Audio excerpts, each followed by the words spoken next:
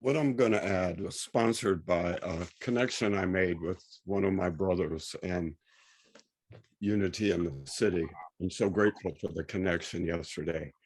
It was a connection which inspires me to speak now, to ask us to notice how many of our prayer requests have to do with a desire to change what is with the body. How many of our prayer requests are focused on the appearance of disease that we would like to be corrected. And our ministry, Unity Ministries, are about the correction of our minds rather than the shifting of outer appearances. So whether it's a physical challenge that I or another am going through physically with the appearance of disease, physically in my body or the body of someone that I love, or a psychological challenge, an emotional challenge, a financial challenge, these can become the focus of what we want and the proof that our prayers have been answered. I want an alteration in physical reality.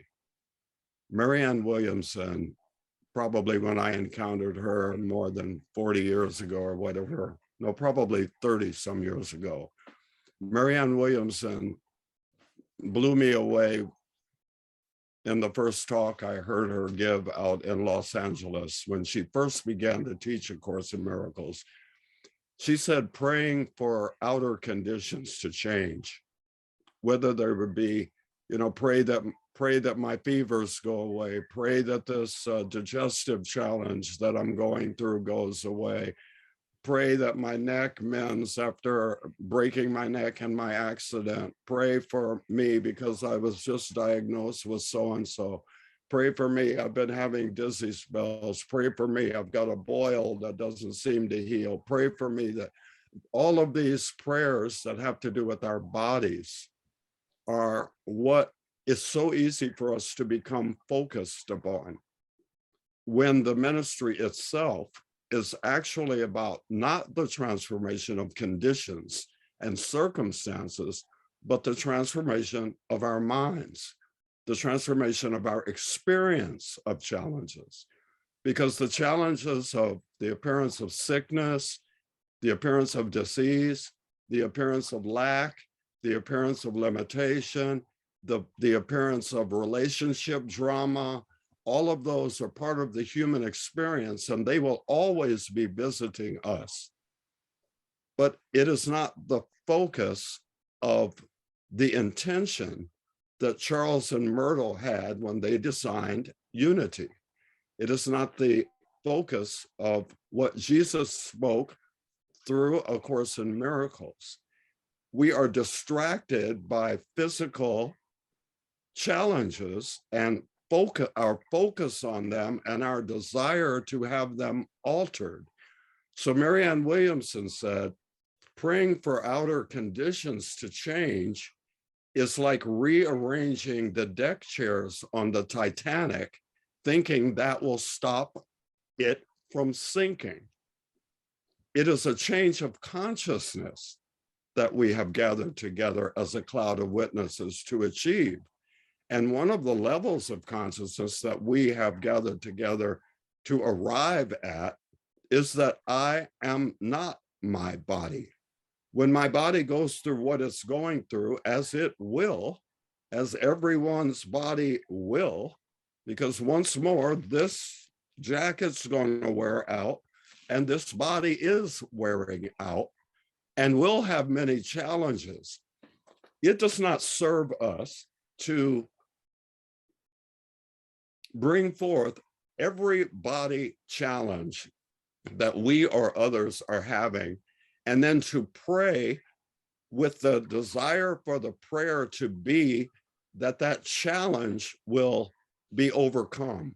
That when we say healing, pray for my healing, I want to remember that my healing that I really need is the healing of my mind. It's not really my digestive system.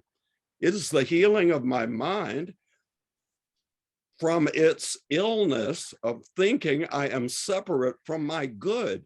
at any time, in any way, regarding any situation, any condition, any human experience that may come my way. Heal my mind so that I know all is well because all is God. Heal my mind so that I know that even if I can't figure out how I'm going to get my electricity turned on, if I can't figure out how I'm going to get a ride home, if I can't figure out who's going to come and help me, that at least my mind is being healed from thinking something's wrong, and that I am the victim of what's going on in my relationships, in my experience, in my environment, or in my body stuff. Like, so I'm grateful for the conversation, so grateful for the reaching out to me yesterday, because as soon as I was reached out to with a, this is what I've noticed, so many of our prayers are about identification with the body and wanting the body to stop doing what it's doing or start doing what I want it to start doing. And it can mesmerize us and hypnotize us into deepening our belief that I am the body. I am okay when the body is okay. When the body is not okay, well, doggone it, I'm not okay. And so I knew that I would speak upon it. I thought that I would just wait until next week and have it be my, the next time I'm with you, and have it be the subject of my talk title. But I realized that this was the appropriate time to bring it up. I know it's sensitive to bring it up. It's very sensitive because we have been programmed into believing that our prayers are to get something outside of us to change so that we can be at peace, so that we can be okay, so that we can feel like, oh, God does love me and I am connected. But where we are being led to under the influence of the intention of Charles Fillmore and the unity teachings is to be led to a change of mind. What Jesus said about his own miracle healings of laying hands on people and having the blind see, having the lame walk, having the dumb suddenly begin to talk, he called these signs and wonders, which is another way of saying bells and whistles. And he said, these are but signs and wonders, because some people need signs and wonders to get to the knowing that God is with me and all is well. So I've given you some signs and wonders, but this is not the intention of my teaching. It's not the intention of my teaching to tell you that if you pray hard enough, that cancer will go away. If you pray hard enough, that lupus will go away. If you pray hard enough, that person will be healed of AIDS. If you pray hard enough, you won't be visited by any appearance of dis-ease, or the appearance that has suddenly made its way into your life will evaporate. No, that's not what unity teachings or A Course in Miracles or any path that is credible has come to offer us. It offers us an opportunity for the transformation of our life experience through the avenue of the transformation of our minds. And so I told my brother when he called me yesterday, I spoke about this years and years ago. And as I look on the screen, like some of you were not around when this got spoke about. I also spoke about repeating the same prayer over and over, praying for the same thing over and over. And you think if we believe, or we have been programmed into believing that if I pray for the same thing over and over, I'm somehow solving the challenge and changing things. But no, a repeated prayer over and over indicates this. It indicates, number one, that you don't believe the prayer got answered the first time you ask it. You made a prayer request. People said they'd pray. And then the next week you're making the same request, and the next week, same. So what that evidence is not your faith in prayer, but your lack of faith in prayer. Because if you pray, then you should go into rejoicing, not into, I'm going to pray again. I'm going to pray again. We're deepening the condition rather than effectively dissolving it, because a continual asking for something once more is evidence that I don't believe that prayer got answered. I'm going to ask again. I don't believe it got answered. I'm going to ask again. Instead of just resting in the peace, I have prayed. I have called on a cloud of witnesses to pray. I've got 14 prayer warriors who are going to be praying and holding this in the light, and I can let it go. But the biggest thing, we are here to change our minds, not our conditions. The human conditions will always be a mix. There will always be the appearance of darkness. There will always be challenges in relationships. There will always be physical challenges. There will always be emotional and psychological challenges. There will always be financial challenges. There will always be wars and the appearances of wars. There will always be the outpicturing of division. A prayer for everyone, like I said, to hold hands and sing Kumbaya, and everybody in the world loves everybody in the whole wide world. If that's your prayer and you need that to be answered in order for you to be at peace and in order for you to be happy, you will never be at peace and you will never know happiness. Because it's never going to happen, because in a field of polarity, there must always be dark so that you know the joy of light. There must always be sickness so you can know the joy of coming through it. There must always be poverty so you can appreciate the $14.72 you've got in your bank account. It takes the shadow to reveal the light.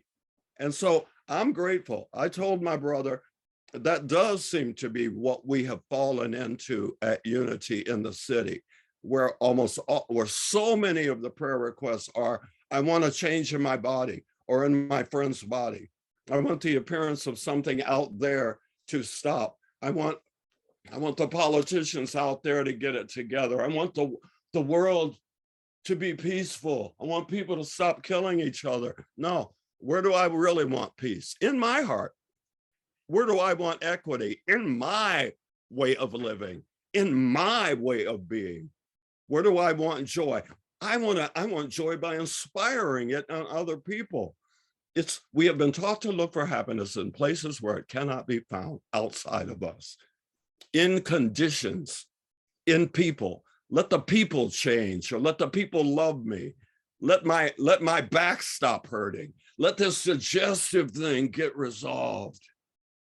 And I notice in Unity of New York, they stopped prayer requests some years ago, but in New York, it wasn't an overwhelm of physical challenges, but in New York, it was just mind-blowing that almost every prayer request was for more money.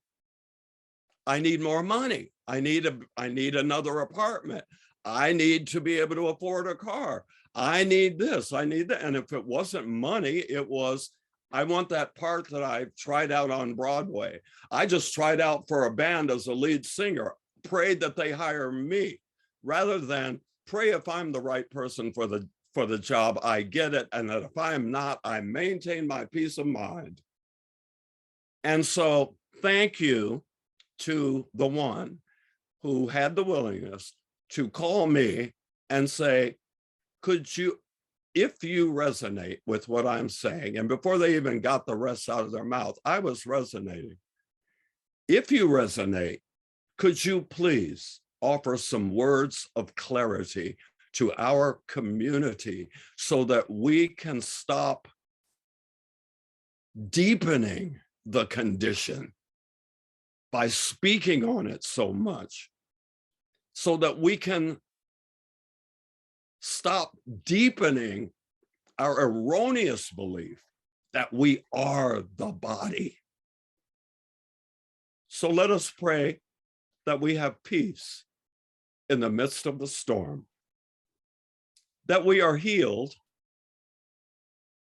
mentally in the middle of the physical appearance of disease, that we are at peace when people are bombing and shooting other people in other areas. But when you look at the territory of the mind of Carlos Wayne Anderson, you see him at war with no one, sincerely praying, God bless everybody in the whole wide world without exception.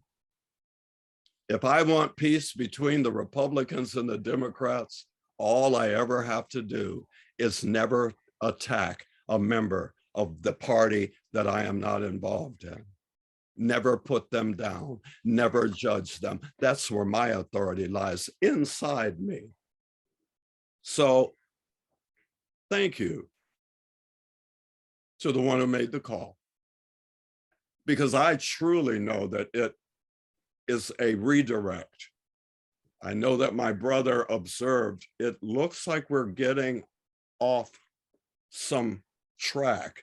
We're leaving the transformation of the mind, and we want the signs and wonders of physical things being altered. So God grant me the serenity to accept the things I cannot change, the courage to change the things I can, and the wisdom to know the difference. I cannot change war in the world. I cannot change inequity and poverty. I cannot change the rights of people getting taken away. Where is my field of authority for change? My mind. You know, the world is a trip. There's so much icky stuff going on in the world, and I'm as happy as I can be. I am blessed to be blessed. Brothers and sisters, I have done something that I was assigned to do. I'm getting better and better at it, and I will never stop. I have forgiven the world. That's what Jesus invited me to do. Join me, Carlos, in this holy enterprise. And what is that? Forgive the world. Forgive it for being what it is. It's a mix. Forgive the world that people are born and people die. Forgive the world that people go through struggles and have the visitations of physical, mental, and emotional, financial, relational dis-ease. Forgive the world. And spend your time on the transformation of your mind. You create your experience by the activity of your thinking. And knowing and understanding the laws of life, also called truth, are nothing until they are activated. So I hope that's helpful. If not for you, it certainly is for me. High gratitudes for my brother for saying, I'm going to call Reverend Carlos. He did. And I answered to the best of my ability. So that's a praise report.